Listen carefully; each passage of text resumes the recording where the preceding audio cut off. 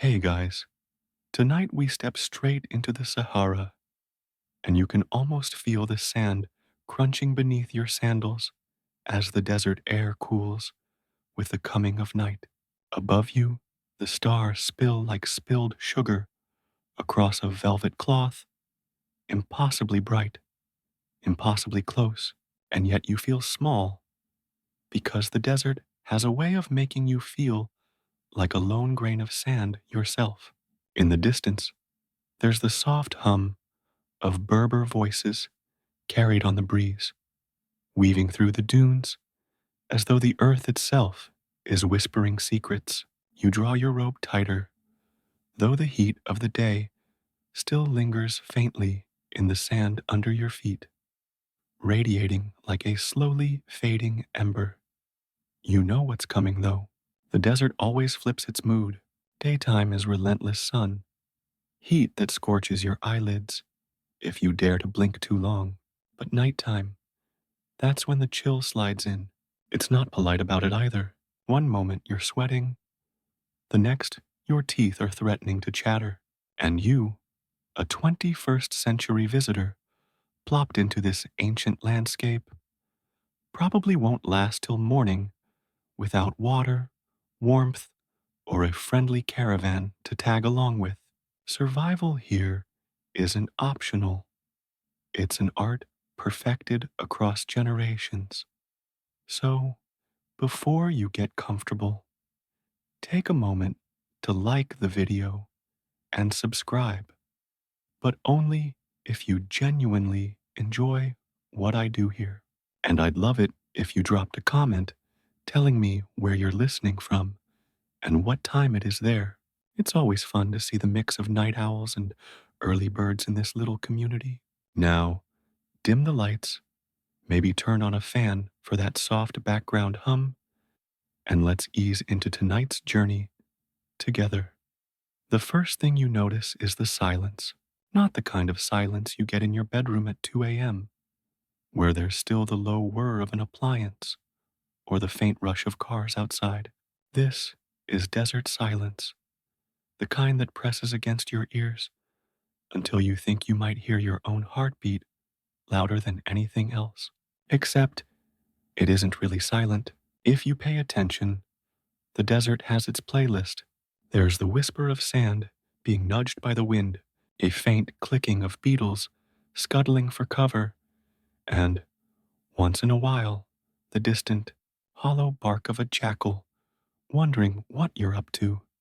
The Berbers, who've called this landscape home for thousands of years, don't hear emptiness in this soundscape. For them, every note has meaning. A shift in the wind might warn of a sandstorm long before the first cloud rises. A certain bird call might suggest that somewhere nearby, water lingers, hidden beneath rock or sand.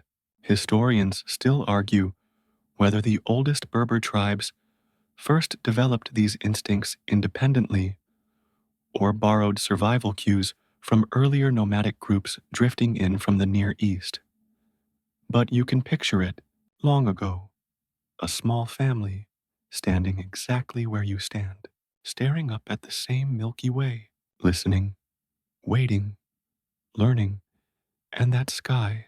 It's not just decoration, it's a map. Constellations blaze so clearly here, you almost want to reach out and grab one for yourself. You imagine a Berber guide centuries ago, pointing with his staff at the star Canopus, using it like a glowing GPS marker to orient caravans trudging between oases. You, by contrast, are probably thinking, that one's Orion. He's got the belt, right? Before realizing you'd be hopelessly lost by sunrise. One mainstream fact: desert navigation by stars was so refined that traders could cross hundreds of miles without written charts. And here's a quirky tidbit. Sometimes travelers swore by the sound of the wind in their camels' ears as a guide. North breezes hummed differently than southern gusts, or so they claimed. You walk forward, sand soft beneath your feet, and the temperature slips lower still. Your breath begins to look like faint steam under the moonlight.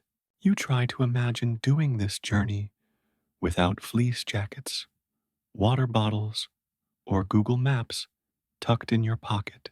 The Berbers managed with wool cloaks, goatskin bags, and a cultural memory so deep you could almost call it genetic. You shuffle and your foot sinks into a dune, sliding noisily. Somewhere in the distance, laughter rings out, faint but comforting. You think, how strange that laughter could survive here, in a place where even water hides from you. You crest a dune, and the view opens wide. An ocean of sand, waves rolling outward to infinity. Each curve is lit in silver from the moon, shadows making the shapes look alive, like the desert is breathing slowly under its blanket of stars. Somewhere among these dunes lies the heart of our story, the ingenious wells of the Berbers. But not yet. For now, you're still outside the circle, feeling the tug of thirst begin to dry your throat, while your ears strain for that murmur of human activity that means safety. As you pause, a thought creeps in. You probably won't survive this. Not you, dropped here with your sneakers and your phone battery already at 18%. The Sahara doesn't negotiate with tourists, but the Berbers, they've cracked the code. They knew where to dig, where to wait, and how to build a relationship with the desert rather than fight it. And though historians debate whether the earliest desert wells date back 2,000 years or even earlier, everyone agrees on one thing. Without them, you wouldn't be standing here today imagining this journey, because trade routes, stories, and entire communities simply wouldn't have existed. You feel the sand cool rapidly under your feet, the kind of chill that makes you wish for socks, though your imagination kindly supplies the scratchy warmth of camel wool slippers. And still, you hear it, faint voices, rhythmic, like the tide. You head toward them, pulled as if by gravity, and the first true taste of the desert night becomes less terrifying, more companionable, because you're not alone after all. You've stepped into an ancient rhythm, one that hums across centuries. The thirst hits you before dawn even thinks of showing up. It's the kind of thirst that feels like someone's replaced your tongue with sandpaper and left you with a throat that could double as a chalkboard. You take a deep breath, and instead of moisture, the desert air seems to vacuum out whatever drops of comfort were left inside you. It's at this moment you start to understand why survival here begins and ends with water. Nothing else matters until your lips stop cracking and your voice stops rasping. The Berbers know this feeling well, though they rarely let it become dangerous. They read the signs long before you do. A slightly heavier sweat on a camel's flank, a breeze that tastes just faintly of minerals, or even the way your skin prickles differently under the sun. These are the subtle signals that tell them when thirst is creeping closer. You, meanwhile, just feel like you'd trade your phone, your shoes, and maybe even your last bar of chocolate for a single gulp of cool water. And honestly, you'd still owe the desert interest. As the stars still shimmer above, you lick your lips, but it doesn't help. Your saliva's gone on strike. You think about how much water your body really demands. Modern science says about 2 to 3 liters per day for survival in such heat. But out here, with the sun ready to rise and bully you mercilessly, it feels like you'll need an ocean. Historians still argue whether ancient desert caravans rationed water strictly from the beginning of their journey, or relied instead on a mental map of wells, so accurate they could afford to drink more freely. Either way, one truth remains. No matter how clever you think you are, thirst always wins eventually. You shuffle forward with the caravan you've half imagined yourself joining. Their camels plod along with an almost sarcastic patience, each foot sinking, sliding, then rising again in a rhythm older than kingdoms. The Berber men wear flowing cloaks, indigo dyed, and long enough to whip in the breeze, while their faces are wrapped, only eyes glinting in the moonlight. You wonder how they can possibly look so calm, as though dehydration were just a rumor told to frighten city dwellers. Then there are the goatskin bags, dark leather pouches slung from saddles, the Berber version of your modern hydration flask. Inside them, the water isn't fresh like from your tap.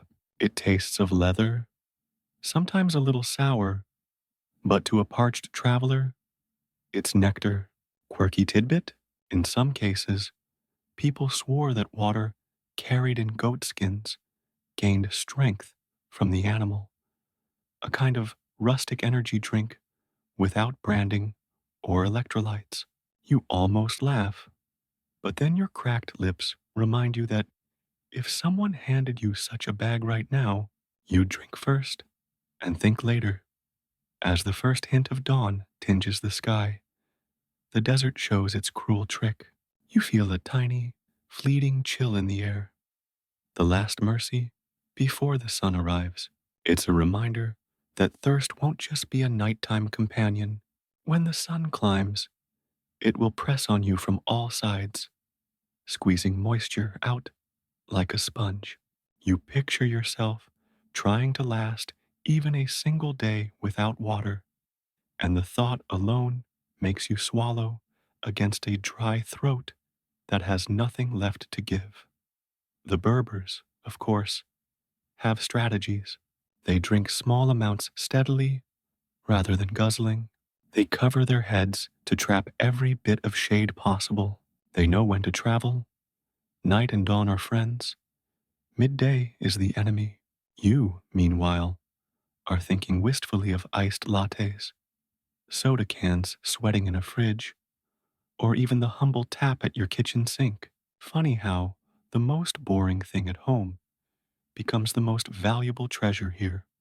Water is life. Sounds like a motivational poster back in your apartment. Out here, it's law. The kind of law you can't break without consequences. And as your lips part and your tongue protests, you realize you're learning the lesson the hard way. Thirst isn't just uncomfortable. It's the desert's way of testing whether you belong. And you, let's be honest, probably don't. So you do what the Berbers do. You keep moving, one foot after the other, listening for the faintest promise of water.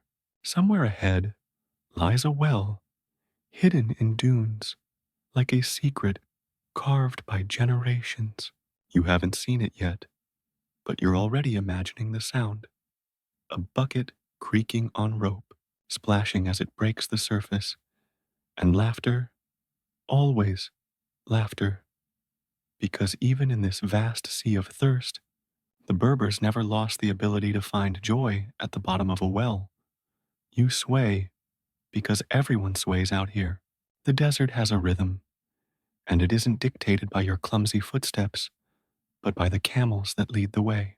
They're not graceful animals, not in the conventional sense, but when you're perched high on the hump of one, well, in your case, imagining yourself there, it feels like you've been handed a seat on the slowest, most reliable roller coaster in history.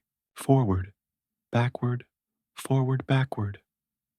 The motion rocks you, almost into a trance. The bells hanging from their necks add percussion to this strange lullaby. Each clang echoes across the sand like a sleepy metronome, and suddenly you realize this is what has kept caravans sane for centuries. Days on end of horizonless sand, would drive you to despair without some kind of rhythm to trick your mind into believing you're making progress. One mainstream fact: Berber caravans could stretch for miles, hundreds of camels in single file, all carrying salt, gold, ivory, or cloth along the legendary trans-Saharan trade routes. Imagine the sound of that procession, a symphony of hooves and bells ringing like 1,000 tiny clocks. But you can't help grinning at a quirky tidbit.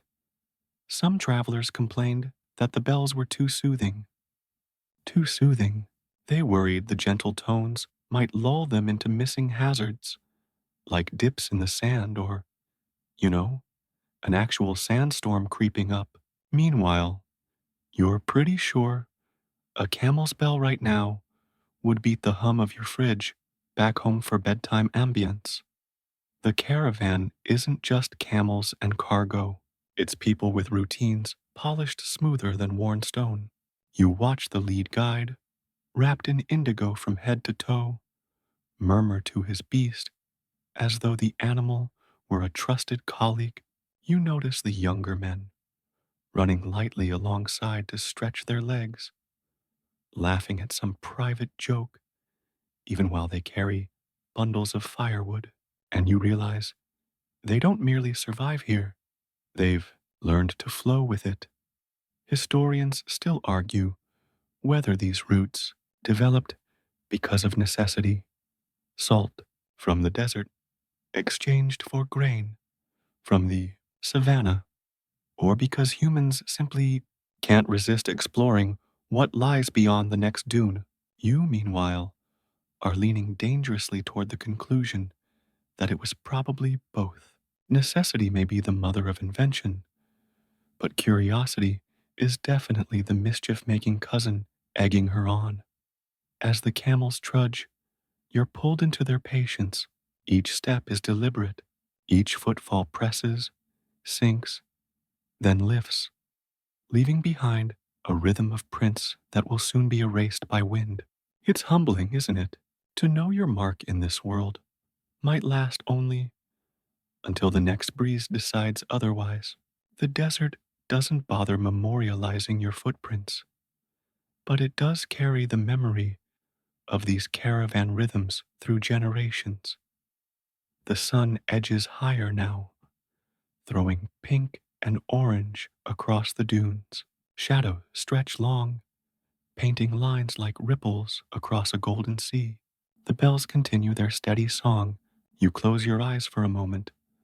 Let the sway trick your body into believing you're on a boat instead of dry land. It's almost comforting. Almost, until you remember boats come with water and you're still dreaming of a sip. And yet, there's a strange peace in this monotony. You picture medieval merchants carrying manuscripts that will one day land in distant libraries, or salt slabs so valuable they're practically money themselves. Without the steady pace of these animals, without the rhythm of bells, none of that history would have moved. The world, quite literally, rocked forward one camel step at a time. You lean into that thought. You let the bells wrap around you like a lullaby. For a brief second, you even forget your thirst. Because in this desert, if you want to endure, you don't fight the rhythm, you surrender to it. And so you sway, forward, backward, forward, backward, until it feels like the desert itself is carrying you along. Your eyelids grow heavy, not from exhaustion exactly, but from the hypnotic sameness of it all. Sand dune after sand dune, bell after bell, sway after sway, until your brain starts inventing patterns just to keep itself entertained. And then you notice something subtle. The guides at the head of the caravan are glancing upward more often now, not at the sun. It's too early yet for its cruelty, but at the stars still lingering, fading one by one against the dawn. You follow their gaze, squinting at a sky you'd normally write off as pretty and move on. But here, the stars aren't decorations, they're lifelines. These men don't carry paper maps tucked into leather satchels, nor do they huddle over glowing screens like you would. Their maps are etched in memory, folded into constellations, and carried in the rhythm of the dunes. You try to imagine navigating this ocean of sand without Google Maps. Honestly, you'd probably walk in circles until your sneakers wore holes. But these guides know how to read the desert the way you read a text message. A dip in the dune doesn't just mean sand shifted, it's a marker, a landmark in a place where nothing looks permanent. Historians still argue whether the Berbers developed this navigation skill independently or whether it absorbed techniques from earlier desert peoples. Perhaps even Phoenicians skimming North Africa's coast. But either way, it's genius. Mainstream fact: the star Canopus, one of the brightest in the southern sky, was an anchor point for desert navigation, helping caravans orient themselves across hundreds of miles. That's right, a glowing dot millions of light years away decided whether you arrived at an oasis alive or, well, less alive.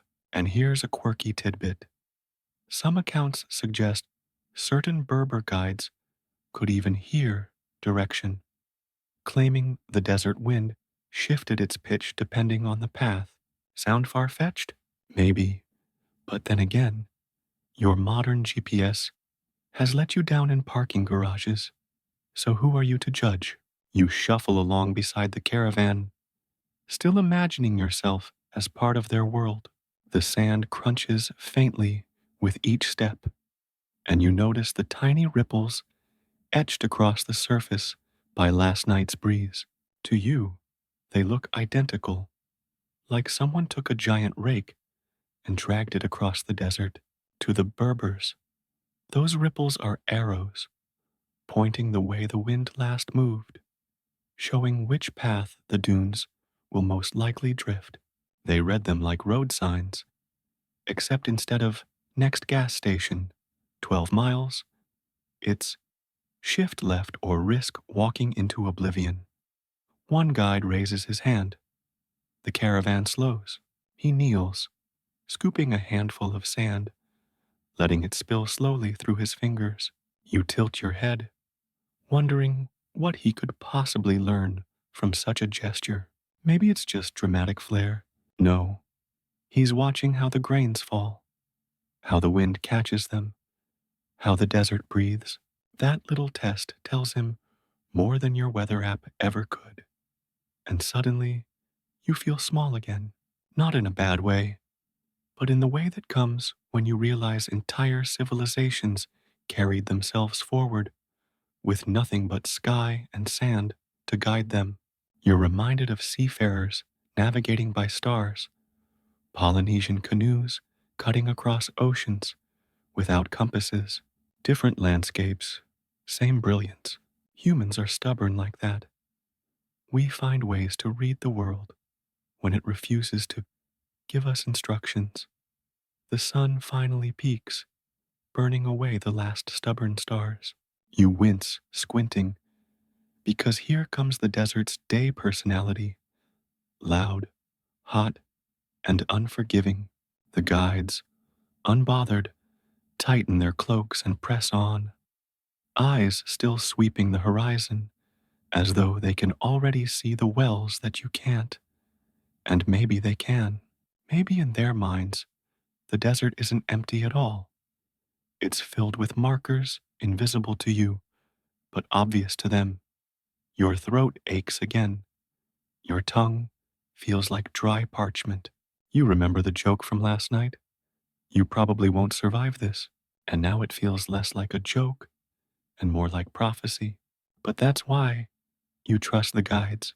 Their maps aren't written in ink. They're written in memory, sung in chants, whispered in winds, and lit by stars. And tonight, when the desert cools again, they'll look back up, nod knowingly, and keep you on the right path. The caravan halts, and you almost stumble into the camel ahead of you. For a moment, you think maybe the guides have given up, finally admitting this desert is just an endless treadmill of dunes. But no, there's a murmur, a rustle, a low excitement that buzzes through the group. The air feels charged, like when someone leans in during a scary movie and whispers, "Wait for it." You follow their gaze and realize you've reached a secret well. At first glance, you don't see it, just another mound of sand, another patch of barren rock.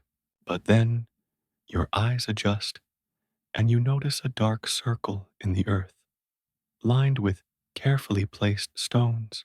It's not flashy, no grand oasis with palm trees waving dramatically like in cartoons. This is subtler, humbler, yet infinitely more precious.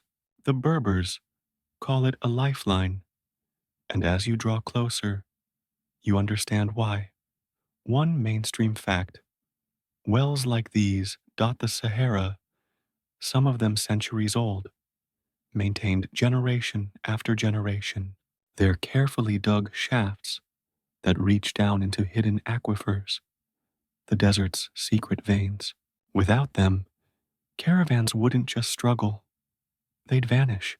Entire trade networks hinged on knowing where to find and how to guard these spots. You watch as ropes are unfurled, buckets lowered with a groan of wood and fiber. There's a pause, a splash, then the bucket rises, dripping, spilling droplets that darken the thirsty sand. The sight alone makes your throat ache with longing. Water, real water, glinting silver in the morning light. If this were your modern camping trip, you'd have filtered bottles, electrolyte packets, and maybe a smug Instagram story. But here, this is the Instagram story. Survival in its purest form. Quirky tidbit: some wells were so well hidden that tribes disguised them, covering openings with brush or sand to keep rivals from finding them.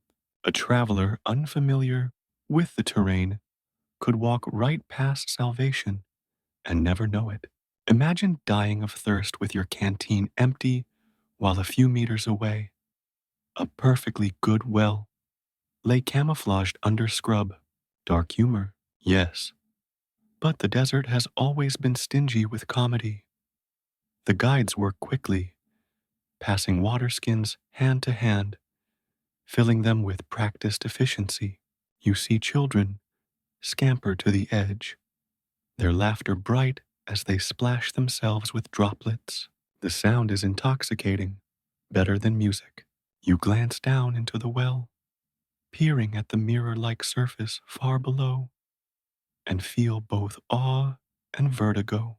That column of darkness is as sacred as a temple, and maybe, in a sense, it is. Historians still argue whether the earliest Berber wells were purely practical or whether they carried ritual significance as well.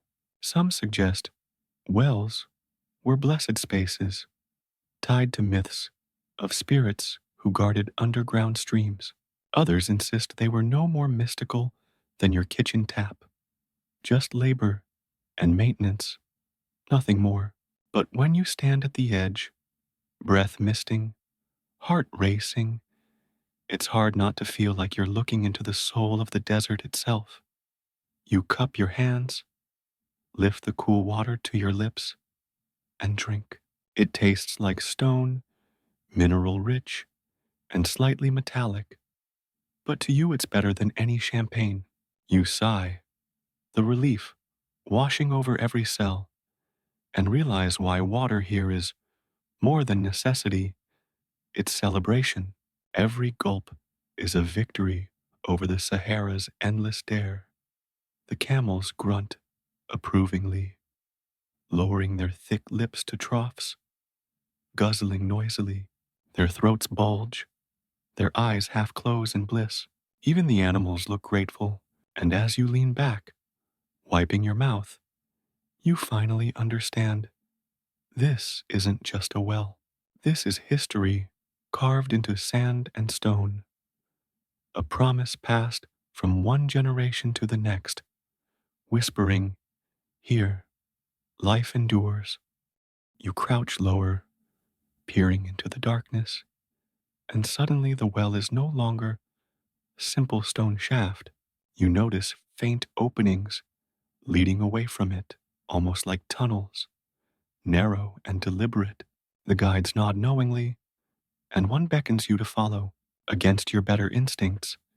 You know, the part of your brain that says, never crawl into dark holes in the desert. You shuffle after them. The air cools instantly. Gone is the dry rasp of the surface, replaced by dampness that smells faintly of clay and ancient effort. Your fingertips brush the wall and come away gritty. You're standing in the entrance of a fogara, one of the Berbers' most ingenious creations. Underground water channels that stretch like veins beneath the dunes. Mainstream fact: fogaras are gravity-fed irrigation systems, carved carefully to funnel groundwater across miles, allowing communities to farm in otherwise barren soil. They're engineering marvels, comparable in ambition to Roman aqueducts, though far less flashy. Instead of soaring arches, these tunnels whisper their brilliance in the shadows, hidden from the casual eye. You shuffle forward, feeling the air grow cooler still, and imagine farmers above tending date palms and barley that drink from this invisible lifeline. Quirky tidbit: some fogaras were so extensive they required maintenance crews to spend weeks underground, crawling like moles with shovels, repairing collapses or clearing silt. You can picture some poor soul emerging after days in the dark, blinking at the sun like a confused bat. Your guide's lantern flickers, illuminating a thin trickle of water running along the trench floor.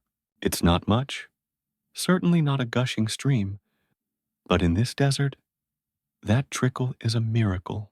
You crouch down, listen, and realize you can actually hear it: the faint burble, the sigh of liquid moving through rock, like the desert itself, exhaling relief. If ASMR existed in the 12th century, this would be the soundtrack: water whispering in the dark. Historians still argue whether fogaras originated with the Berbers themselves, or whether they adapted ideas from Persians, who had their own qanat systems centuries earlier. Some claim the technology diffused across empires, carried along by traders. Others argue for independent invention, pointing out unique features that seem born of local genius. You shrug.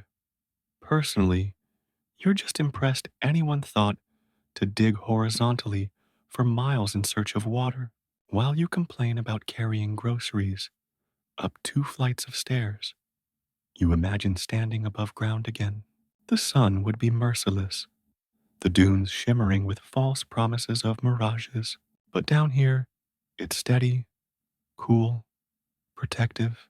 The tunnels remind you of arteries carrying lifeblood to the extremities. Without them, fields would wither, villages would scatter, caravans would find fewer reasons to stop. With them, entire communities thrive in defiance of geography. A drop falls from the ceiling onto your forehead, startling you.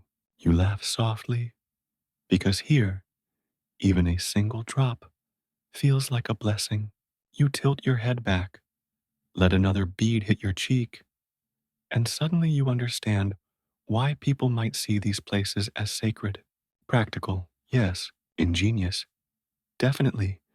But also quietly holy. You retreat, following the lantern glow back toward the well's shaft, blinking as sunlight spills across your face once more. The desert greets you with its usual dryness, But now you know its secret arteries. You've seen how the Berbers outsmarted a landscape that seems, at first glance, designed only to defeat you. And as you glance around at the dunes stretching to infinity, you can't help but grin, because you've realized the Sahara has a plumbing system, and it's been running longer than most empires manage to exist. You emerge blinking into the sunlight, your eyes watering, as if they've forgotten what brightness looks like. The air above feels heavier now, sharper in its dryness after the cool hush of the Foggara. But your attention is pulled not to the glare, nor even to the shimmering dunes. It's the people at the well who capture you. Daily routines are already underway, and you realize that water here isn't just a survival tool, it's a ritual. A group of women approaches, balancing goatskin bags slung gracefully across their shoulders. Their movements are smooth, practiced, and almost dance like. You stand to one side and watch how easily they make the heavy labor look like habit. With a single tug of rope and a quick shift of balance, one woman raises a brimming bucket from the depths. Her laughter rings out as a few drops splash her face, and she tips the water carefully into her bag. Mainstream fact: for centuries, water collection was largely women's work in Berber communities. These daily trips to wells weren't just chores, they were opportunities for social life. While your modern version of water gathering involves opening the fridge and debating sparkling or still, theirs came with gossip, songs, and lessons passed to children. You notice a young girl copying her mother, hands small but determined as she grips the rope. Her bag doesn't fill quickly, yet her grin stretches wide, proud of her effort. The men nearby glance over and nod with approval. This is how skills survive, not through textbooks, but through repetition and play. Quirky tidbit: in some places, people believed goatskin bags gave the water a personality, even a temper. A poorly made bag might complain, squeaking and dripping, like it resented the work. Families would sometimes nickname their water skins, half pet, half appliance. Imagine cursing at your leaky bottle today, and then realizing your ancestors beat you to it by centuries. You watch as the women sling full bags back across their shoulders, moving with that peculiar sway that balances weight without spilling. Their laughter continues, a kind of defiance against the harsh landscape. Here, joy and labor are inseparable. Even children giggle as they splash one another, while elders shake their heads and pretend to scold. Historians still argue whether these routines should be seen purely as survival tasks or whether they also functioned as community glue, binding villages together through ritualized repetition. Was the well just a water source, or was it the village square, the heartbeat of daily life? Standing here, you'd bet on the latter, because watching these families work, it's clear the well is more than a hole in the ground. It's a stage where life itself plays out. The smell of wet goatskin mingles with the mineral tang of fresh water. You reach out, brush your hand along one of the filled bags, and feel its warmth against your palm. It's heavier than it looks, weighty with the promise of survival. You imagine carrying it across the sand back to a tent, knowing every drop inside is a treasure that can't be wasted. The laughter drifts upward, curling into the desert air like incense, and for a moment, your thirst is forgotten, not because you've quenched it, but because you've seen how even in the harshest landscapes, survival can look like joy. You breathe in, slow and deep, realizing that here, every bucket lifted is both necessity and celebration. The rope squeaks, the bucket rises, and just as the water begins to flow again, a sound cuts through the desert air. Not the clang of camel bells this time, but voices lifted in song. At first you think it's humming, a low drone carried by the wind. But as you draw closer, you hear the words, syllables stretching and echoing, layered over one another like waves. It's the Berbers singing as they work the well. You settle down on the sand, close enough to listen, but not close enough to intrude. The song is steady, built to match the rhythm of pulling ropes, passing buckets, and tying skins. It's less about melody, more about endurance. You hear call and response verses. One voice rises, the others answer, and together the work turns into music. Mainstream fact: many traditional Berber songs were functional, designed to ease repetitive labor, whether threshing grain, weaving cloth, or drawing water. The melodies weren't written for concert halls. They were meant to carry you through long, exhausting tasks. The sound is hypnotic, echoing against the well walls so that each note seems to come from the earth itself. You imagine standing in the tunnel below, hearing the song filter down through the stone, mixing with the trickle of water. The desert, which so often feels silent, suddenly has a heartbeat. Then comes a quirky tidbit. Some travelers recorded that the ropes at certain wells creaked so musically that locals gave them nicknames: the singing rope or the laughing pulley. Can you picture that? An inanimate object joining the chorus, like an untrained band member who doesn't know when to come in but is too enthusiastic to quit. You smile, because honestly, it fits. Out here, even the rope has a part to play. The children join in too, clapping offbeat but with total conviction.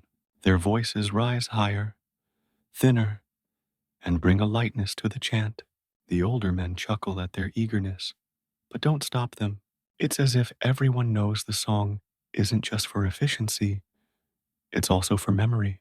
Each chorus teaches the next generation when to pull, when to rest, when to let the rope slide, and when to tug.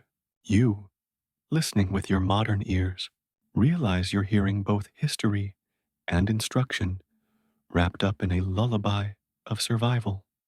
Historians still argue whether these chants carried coded information, warnings about rival tribes, prayers for rainfall, or reminders of seasonal cycles. Some say they were nothing more than work songs, stripped of hidden meaning. Others suggest the verses doubled as oral archives, encoding history the way a written scroll might. You lean toward believing the latter. After all, when words are sung together, they stick. How else do you remember the alphabet than by singing it? As the song swells, you feel yourself swaying unconsciously again, caught up in its rhythm. The pull of the rope, the splash of the bucket, the laughter of children, it all loops into the chorus. For a moment, you stop being an outsider. You're just another voice blending into the desert's harmony. And it's oddly comforting, like being folded into a collective heartbeat. The sun climbs higher, shadows shortening, heat sharpening. But the voices don't falter. They adapt, slowing slightly, stretching vowels, conserving energy. You can tell they've done this before. Thousands of times, in fact. For them, water isn't only survival, it's song. And in this strange marriage of necessity and art, you finally understand why Berber culture endures. The desert may dry your throat, but it cannot silence your voice if you learn to sing through thirst. You lean back against the sand, close your eyes, and let the chant wash over you. Each note feels like a drop of water, cool and sustaining, reminding you that even the harshest landscapes can hum with music if you know how to listen.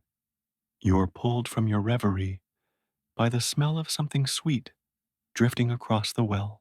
At first, you think it's a trick, your thirsty brain inventing mirages again, but then you hear the unmistakable tinkling of small cups, the clatter of a teapot against metal, and the gentle laughter of hosts who have spotted you hovering awkwardly at the edge.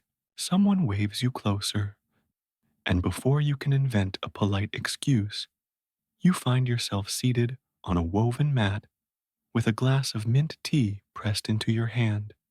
Yes, tea, right here, at the well, in the middle of the desert.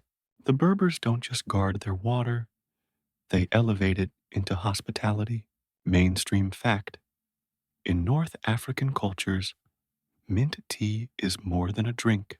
It's a ritual of welcome, a way of binding strangers into friends, travelers into community. Even in harsh conditions, the act of pouring tea 3 times, bitter as life, sweet as love, soft as death, is a gesture that turns survival into ceremony. You hold the small glass, watching the steam rise in curls. It feels absurdly luxurious after hours of dry air and sand-gritted lips.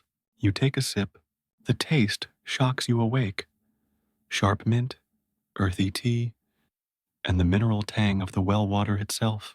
No fancy filter, no bottled polish, just desert liquid transformed into something beautiful.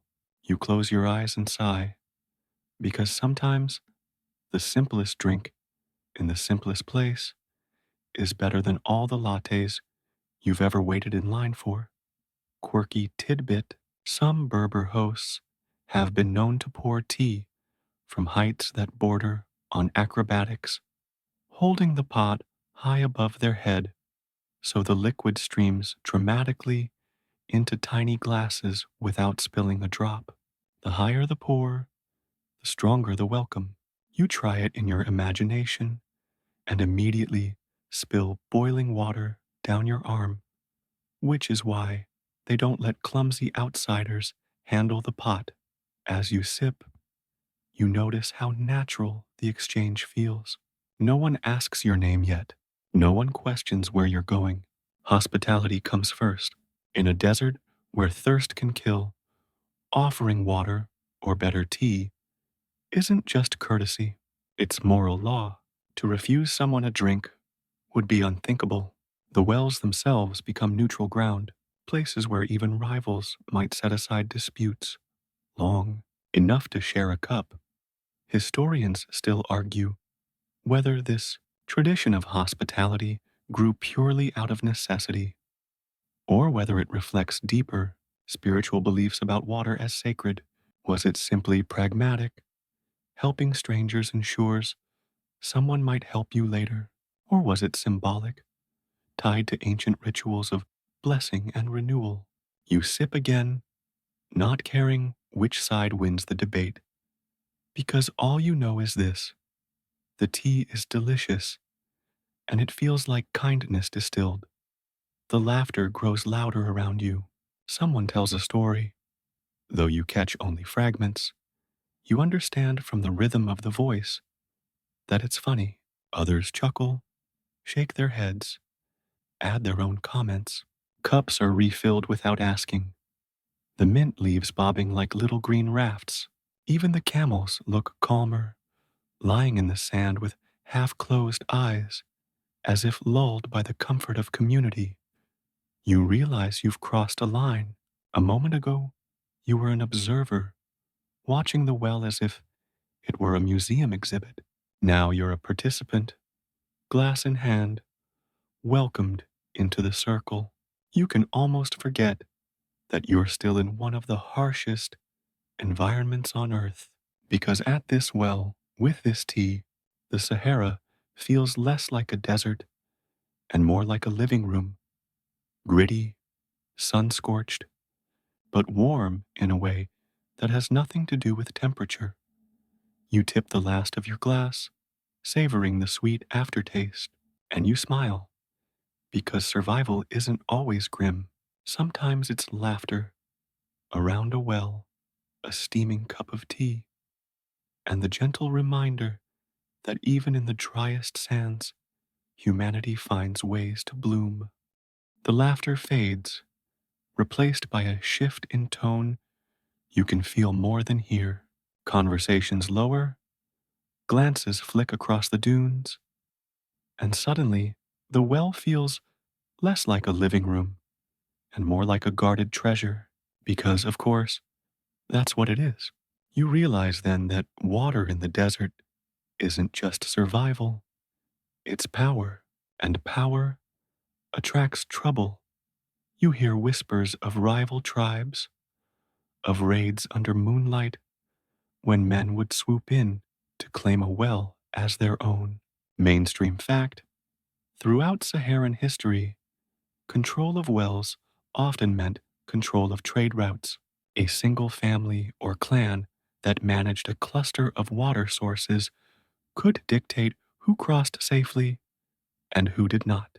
Wells were fortresses without walls, defended not by stone towers, but by fierce loyalty and, when necessary, sharp blades. The Berbers tell you stories of spirits too, guardians said to dwell in the depths. Some claim they were jinn, restless beings who punished disrespect with sudden drought or poisoned water. Others swore wells had their own moods, turning sour if neglected or defiled. You lean closer, half skeptical, half willing to believe, because in a place this unforgiving, any invisible hand protecting the precious water seems entirely plausible. Quirky tidbit: some travelers recorded that people dropped charms, bits of silver, beads, even carved wooden figurines, into wells as offerings, insurance, you might call it, to keep the water flowing and the spirits appeased. Imagine explaining to your modern plumber that you keep your sink happy by throwing in jewelry now and then. He'd charge you extra, guaranteed. Historians still argue whether these rituals were remnants of ancient pre-Islamic traditions or simply practical ways of marking wells as sacred to discourage tampering. Was it belief or social strategy? Either way, the outcome was the same.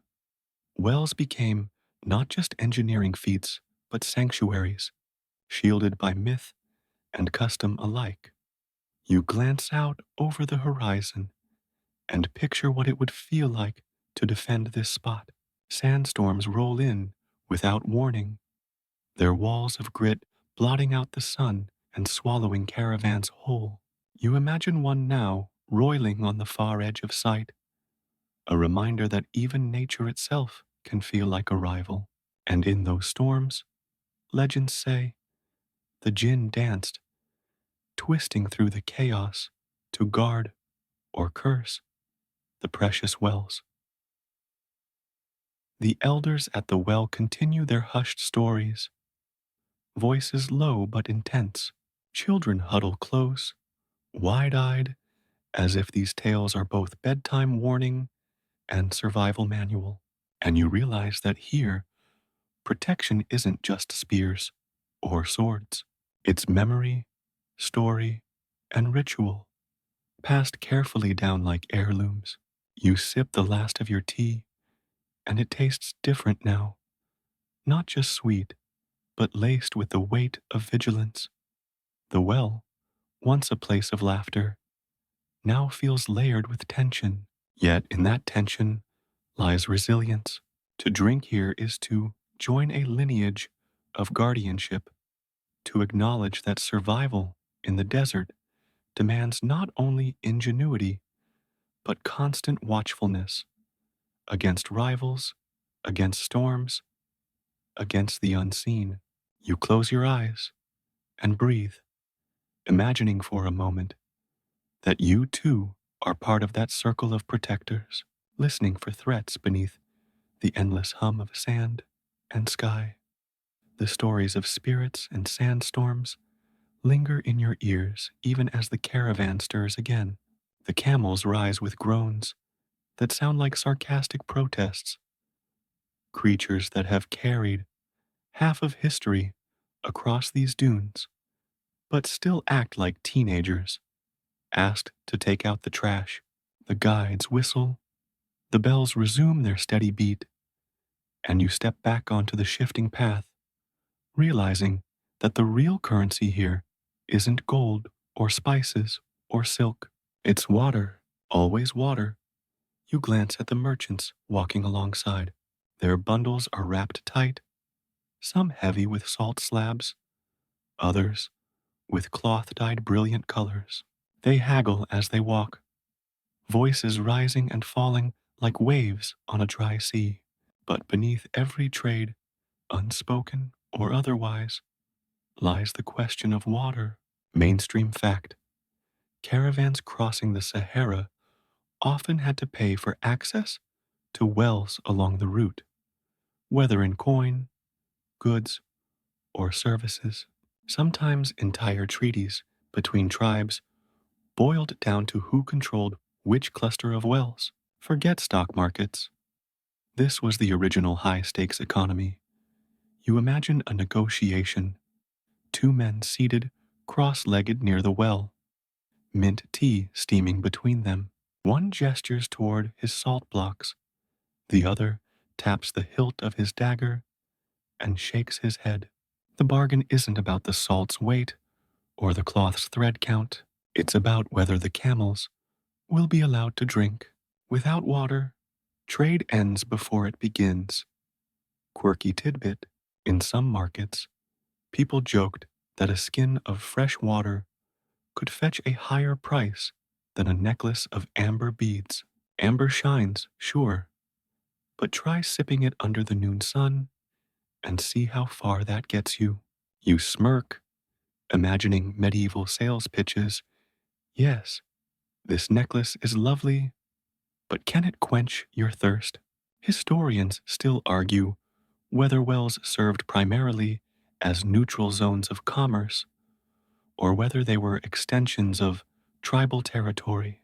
Were they marketplaces first and foremost, or checkpoints where tribes flexed control? Evidence points both ways, but the truth probably shifted with the sands. Sometimes trade, sometimes tension, often both at once.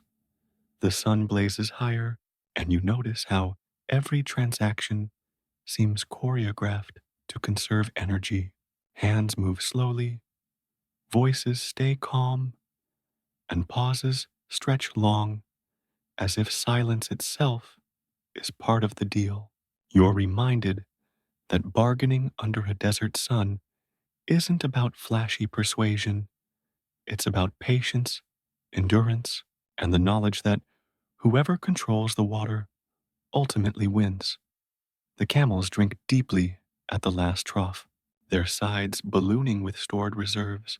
Merchants check their packs, tightening ropes, adjusting loads. A child scurries past, carrying a skin of water, grinning as though it were treasure, which of course it is. You feel your own throat tighten in sympathy, and suddenly the tea from earlier seems like a reckless luxury. As the caravan begins to move again, you realize that every step forward is underwritten by the wells behind and ahead. Trade may sparkle with gold and spices, but its heartbeat is the sound of a bucket splashing into hidden water.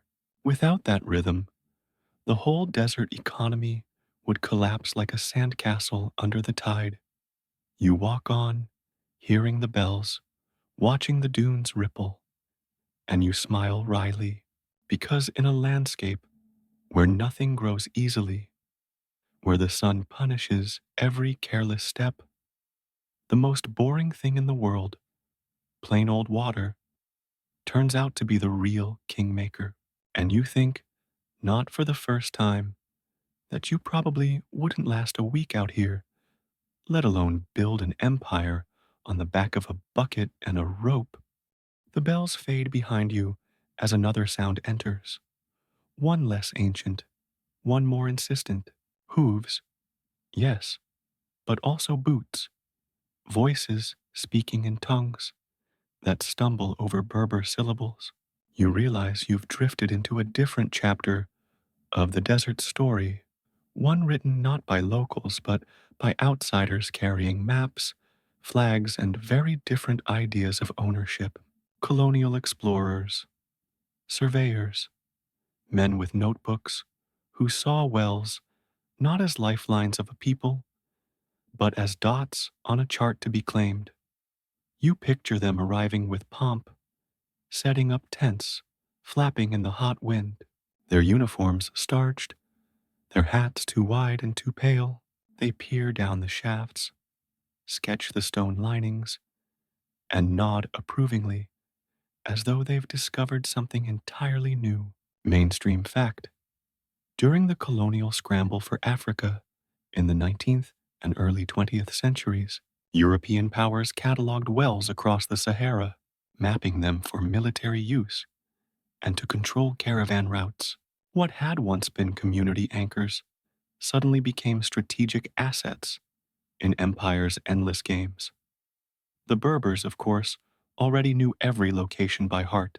They didn't need compasses or theodolites, but the colonial officials insisted, charting with precision, stamping wells with names that ignored the ones whispered for centuries. Some even demanded tolls be paid not to the local guardians, but to the colonial outpost, as if authority could be drawn on paper and instantly override generations of care. Quirky tidbit: there are records of European soldiers lowering bottles of brandy into wells to cool them during the heat of the day, treating sacred water sources as makeshift refrigerators. Imagine the horror of locals watching someone chill liquor in the same shaft their ancestors had blessed with silver charms. Talk about a cultural faux pas. Historians still argue whether colonial interference permanently disrupted Berber well traditions or whether communities quietly maintained their practices under the surface. Some evidence suggests locals simply nodded along to officials, then carried on exactly as before once the clipboards marched away. Others point to abandoned wells and altered trade routes as scars of exploitation. The truth, like most history, probably lives in the messy middle. You walk alongside this imagined scene, hearing the scratch of pencils on maps, the smug satisfaction of men who believe they've tamed the desert with lines on paper. And yet, in the background, Berber guides exchange glances, their silence louder than protest, because they know what the outsiders do not. The desert answers to no empire. A single sandstorm can erase a mapped path. A shifting dune can bury a well marked with ink, but not memory. The sun beats down mercilessly, reflecting off brass instruments and bleached uniforms. You squint, imagining the explorers sweating through their starch, secretly envying the Berber cloaks that seem better suited for survival. For all their talk of civilization, the outsiders look profoundly out of place, like overdressed tourists at a barbecue, except with rifles slung over their shoulders. You wonder how many of their maps survived. How many sit now in archives, brittle and yellowed, while the wells themselves still wait in the desert, used daily by people who never needed maps to begin with. There's a quiet irony in that. History written in ink versus history lived in footsteps. As you trudge onward, the colonial encampment fades behind you like a mirage, swallowed by heat shimmer. The desert reclaims its silence, its wells, its rhythms. You take a deep breath, tasting dust and remind yourself the Sahara endures. Outsiders may come with compasses and claim ownership, but in the end, the only real authority here is water and the people who have always known how to find it. You keep walking, and the scene changes again. This time, it's not explorers with compasses, nor caravans with salt, but the low buzz of a generator somewhere behind the dunes. The sound feels wrong at first, almost like a fly that won't leave your ear, until you realize it's a motor pump. The desert has moved into the present, and the wells, those ancient stone mouths, now sometimes have diesel throats. You approach one. The old circle of hand-laid stones is still there, but next to it stands a metal tank, squat and glinting in the sun, with hoses snaking into the shaft. A teenager leans against the pump, scrolling on a smartphone, thumbs flicking lazily, while water gushes with a steadiness that buckets and ropes could never match. It's efficient? No doubt about that. Villages can irrigate more fields, fill tanks more quickly, live less, at the mercy of the rope's squeak.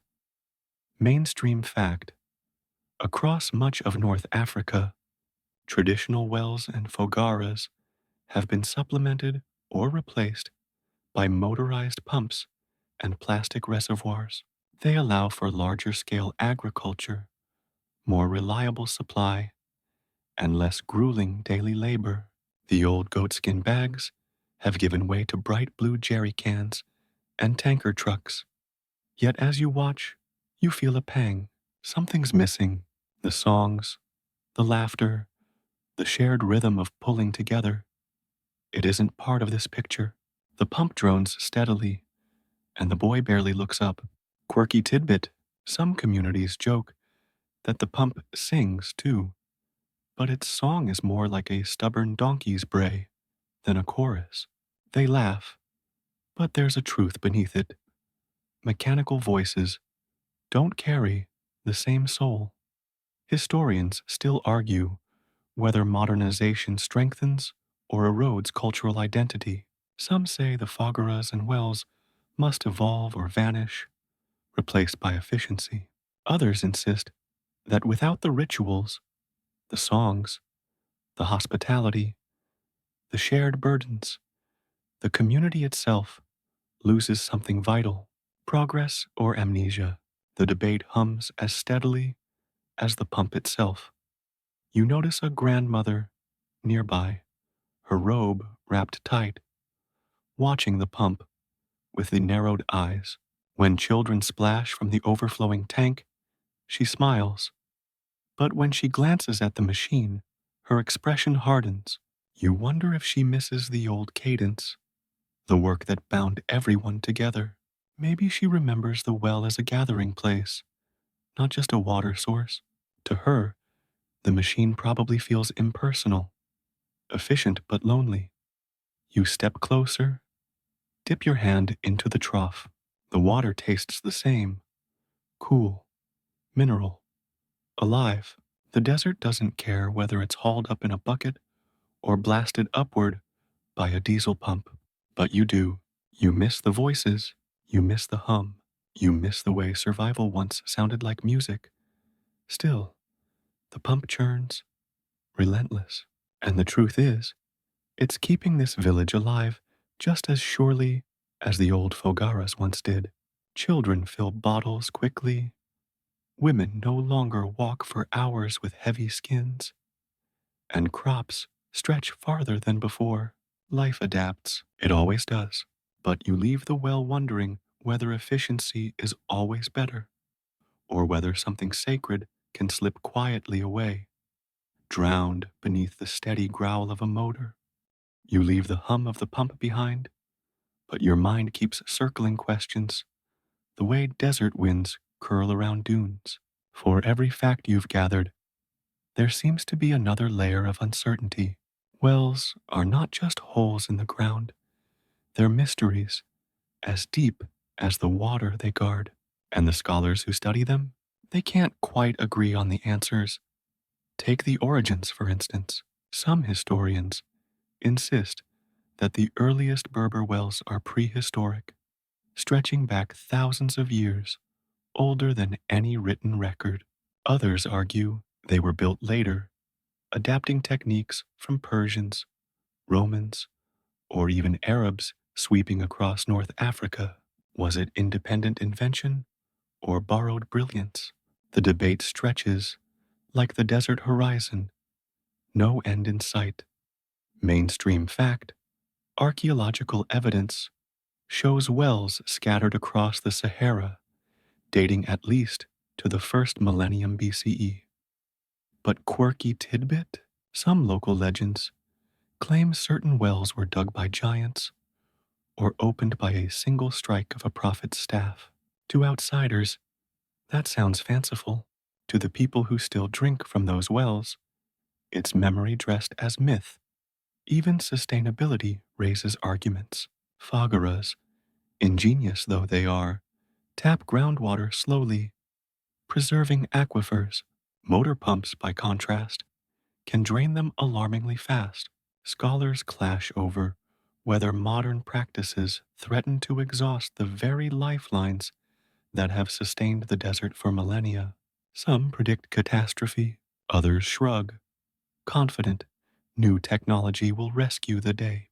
Historians still argue whether this shift is innovation or self inflicted drought waiting to happen. And then there's the question of meaning. Are wells sacred or simply practical?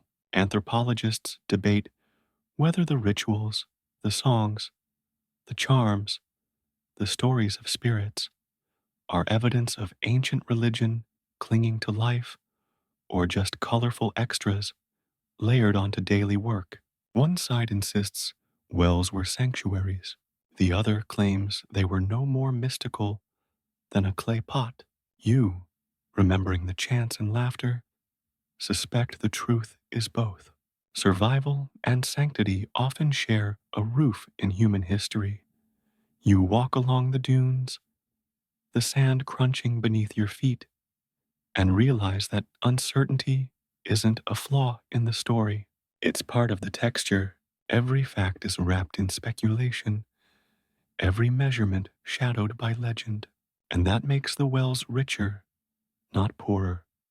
You picture a scholar in a European library squinting over faded maps, arguing footnotes with colleagues. Meanwhile, a Berber elder leans at a real well, telling his grandson that once a spirit blessed this water, and that's why it flows sweet today. Two truths, parallel, neither fully displacing the other. And maybe that's the point. The desert doesn't hand over simple answers. It forces you to live with ambiguity, to trust both memory and evidence, to balance myth with measurement. The wells are not just structures, they're debates carved in stone, still echoing with the voices of those who argue across centuries. You pause on a dune crest, glance back toward the last well you left behind, and smile wryly. Scholars may never settle their disputes, but the water is still there, waiting, and maybe that's the only answer the Sahara ever intends to give. The night returns, slow and gentle, painting the desert in silver again. You find yourself back at the well, though now it feels transformed. No bustling caravan, no clatter of buckets or chatter of voices, just stillness, broken only by the occasional sigh of wind stirring sand grains like distant rain. The stones around the shaft glow faintly under the moon, and you settle nearby, drawing your cloak tighter against the chill. It's strange how quiet wells can feel alive. You imagine the water far below, steady and patient, pulsing faintly as if keeping the desert's heartbeat. You tilt your head, half believing you can hear it, not splashing or roaring, just a low hum, the sound of survival whispering through the earth. You remember the laughter of women filling skins, the songs that rose with the ropes, the merchants haggling while camels grumbled, the boy tapping at his phone beside a diesel pump. You recall the charms dropped in, the spirits rumored to guard, the maps drawn and redrawn by outsiders. All of it converges here in this one circle of stone. A well isn't just a hole, it's a library holding every story told at its edge. Mainstream fact: wells remain central to Berber identity even today, not only as water sources, but as markers of belonging. Villages form around them, genealogies trace back to them, disputes flare and reconcile under their shade. Quirky tidbit: some say you can tell if a well is happy by the echo it gives when you drop a pebble. A sharp, cheerful splash means good fortune. A dull thud, time to be cautious. You chuckle softly. Imagine trying to get Yelp reviews from wells. 3 stars. Water's fine, but echoes moody. Historians still argue whether the continuity of well use proves unbroken cultural tradition or simply the unchanging practicality of water in the desert. Either way, sitting here, you know the debate is almost irrelevant, because what matters isn't the theory, it's the lived truth. People came, and people still come, to this circle of stone because without it, life in the Sahara is unthinkable. You lie back on the sand, arms spread, staring up at the Milky Way, stretching impossibly wide. Stars glimmer as if sprinkled by some careless giant, and you feel the same awe that countless travelers must have felt before you. The desert is enormous, indifferent, eternal, and yet, beneath your shoulder blades, you can sense the well anchoring you, a reminder that even in the harshest emptiness, humans carved out spaces of persistence, of memory, of joy. The moon climbs higher, the cold deepens. You close your eyes and listen, not just to the desert, but to yourself, steady and calm, sinking with the quiet rhythm below. And in that moment, the Sahara doesn't feel hostile. It feels eternal, yes, but also strangely comforting, because somewhere beneath your back, water waits, and with it, the promise that life can flourish, even here. The desert night softens around you, stretching every shadow into something gentle. The air, though cold, moves slowly now, brushing your cheeks with the weightless touch of silk. You breathe deeper, slower, as though the well itself exhales through you. The urgency of thirst, the heat of sun, the negotiations of trade, and the arguments of scholars, all of it dissolves into the silence. What remains is only calm, steady as the water hidden beneath the stones. You imagine the rope, no longer straining, swaying lightly in the breeze. You picture the buckets, stacked neatly, resting after centuries of labor, and you see the people who gathered here fade into silhouettes, their voices blending into a single low murmur that becomes the hush of wind. The stories linger, yes, but they no longer press against you. They cradle you, gently, like a lullaby hummed at the edge of sleep. Your eyes trace the arc of the Milky Way one last time. Stars blur softly, less like pinpoints and more like brush strokes of pale light. You let your gaze drift until it closes of its own accord. In the darkness behind your lids, the well glows faintly, an inner image, a circle of stone holding quiet water. You let that picture anchor you, steady, serene. Your breath slows further. Each inhale is cool, each exhale warm. The sand beneath you feels less like grit and more like a cushion. You sink into it, weightless, trusting the night to hold you. The desert, vast and eternal, becomes not a place of danger, but of rest.